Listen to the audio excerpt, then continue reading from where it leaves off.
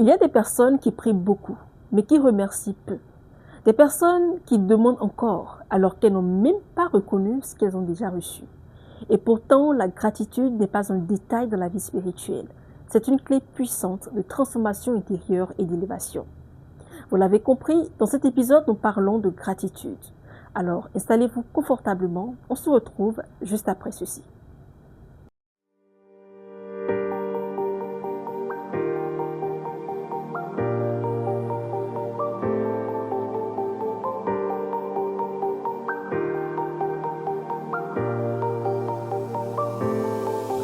Bonjour, c'est toujours un plaisir pour moi de vous retrouver dans À cœur ouvert, l'émission qui enseigne, libère et élève les femmes selon les standards divins. Ici, nous parlons d'identité, nous parlons de blessures, de guérison intérieure, de foi, de leadership, de transformation et surtout d'impact. Lorsque je dis gratitude, qu'est-ce que cela vous évoque?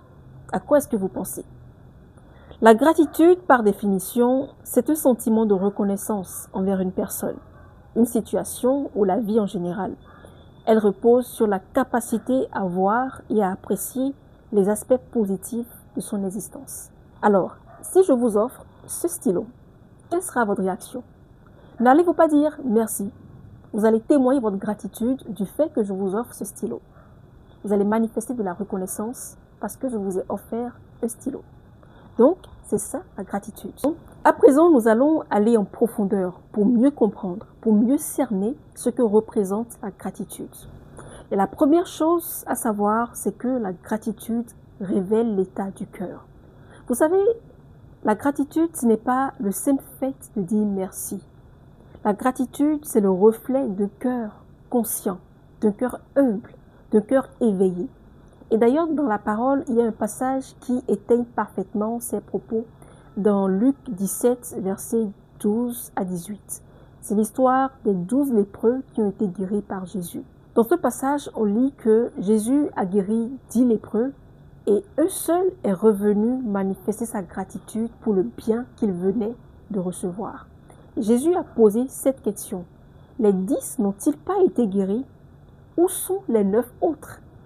Cela veut dire que tout le monde peut recevoir une grâce, tout le monde peut recevoir une bénédiction, mais très peu de personnes manifestent ou reconnaissent cette bénédiction, cette grâce-là qu'elles ont reçue. Donc la gratitude révèle l'état du cœur. Quel est l'état de ton cœur? Il faut toujours manifester de la gratitude vis-à-vis des personnes qui vous font du bien, ou vis-à-vis de ce que vous avez, de ce dont vous disposez comme grâce ou comme bénédiction aujourd'hui. Que cela soit petit ou grand. Tu peux être béni et rester ingrate. Tu peux recevoir et oublier la source de ta bénédiction. Tu peux avancer sans honorer ce qui t'a permis d'avancer. La gratitude distingue les personnes conscientes des personnes insensibles. Ne sois pas une personne insensible à la grâce, à la faveur, à la bénédiction que tu reçois. Deuxième chose à savoir, la gratitude attire plus que la plainte. Beaucoup de personnes vivent dans la frustration lorsqu'elles prononcent constamment des phrases négatives. Je n'ai pas encore.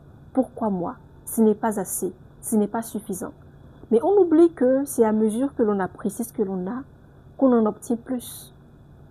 Lorsque vous valorisez ce que vous avez, vous pouvez vous offrir l'opportunité d'en obtenir plus. Mais lorsque vous méprisez la grâce dont vous disposez aujourd'hui, vous éloignez de vous cette grâce-là, ou les grâces qui pourraient venir à vous plus tard. Vous fermez alors la porte. La gratitude attire plus que la plainte. 1 Thessaloniciens 5,18 déclare ceci. Rendez grâce en toutes choses, car c'est à votre égard la volonté de Dieu en Jésus-Christ. Dieu ne vous demande pas de remercier pour tout, mais il vous demande de rester reconnaissant pour ce qu'il nous donne, malgré tout. Parce que la plainte entretient le manque, mais la gratitude attire la faveur à vous. Donc, pour attirer plus de faveur dans sa vie, il faut manifester de la gratitude au lieu d'être constamment dans la plainte. Troisième point, la gratitude guérit le cœur et ouvre la porte à plus. Lorsque vous êtes une personne qui manifeste facilement de la reconnaissance, vous êtes moins amer, vous êtes moins frustré, vous êtes moins dans la comparaison. Pourquoi? Parce que vous avez appris à voir ce que vous avez et non ce qui vous manque. Et généralement, l'ingratitude vient souvent de l'oubli. On ne souffre pas parce qu'on n'a pas, on souffre parce qu'on ne voit pas ce que l'on a déjà. Revenons d'ailleurs à l'histoire des 10 lépreux. Les 10 ont été guéris, mais eux seuls, on a reçu plus. Pourquoi? Jésus a dit, ta foi t'a sauvé. Il n'a pas seulement été guéri, il a reçu pleinement. Il a été restauré pleinement. Donc la gratitude ne maintient pas seulement une bénédiction, elle vous permet d'ouvrir la porte à de nouvelles bénédictions, à une dimension supérieure. La cinquième chose à retenir, c'est que la gratitude est une discipline, pas une émotion. S'il faille attendre de ressentir l'envie, le besoin de manifester de la gratitude, eh bien, tu attendras très longtemps. Surtout quand les choses ne vont pas comme prévu. Surtout quand tu traverses une saison difficile. Et surtout quand tu ne comprends pas l'œuvre que Dieu est en train de faire dans ta vie. Donc, la gratitude doit être un choix conscient. Tu dois décider intentionnellement de manifester de la gratitude, d'être reconnaissant pour toutes les petites choses que Dieu fait dans ta vie. Et ça, c'est très important. Donc, j'aimerais t'inviter à faire 3 petites choses. Premièrement, tu vas noter à partir d'aujourd'hui 3 choses pour lesquelles tu es reconnaissant. Deuxièmement, tu vas dire merci à Dieu pour les petites choses dont il te fait la grâce. Et troisièmement, tu vas apprendre à reconnaître les bénédictions dont tu disposes.